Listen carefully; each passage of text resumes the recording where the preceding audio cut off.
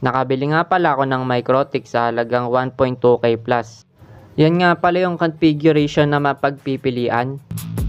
Yan po yung hitsura niya.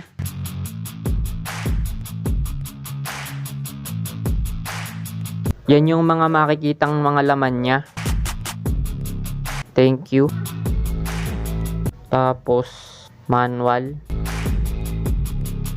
power adapter, at yung mismong Microtik. Ito yung mga makikita natin sa paligid ng Microtik.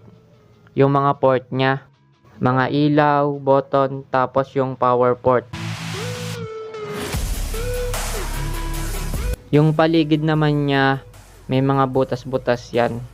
Sa taas may button, tapos sa ilalim may singawan din yata yan.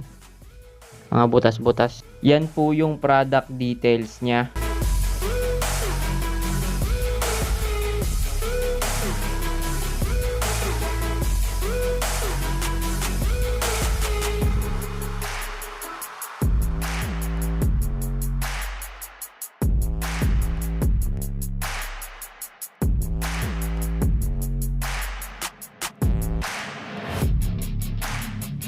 Sa may balak bumili, nasa description yung product link. Kung gusto nyo po ng mga video katulad nito, huwag nyo po sanang kalimutang mag-video sa like at mag-channel to my subscribe. Bye-bye!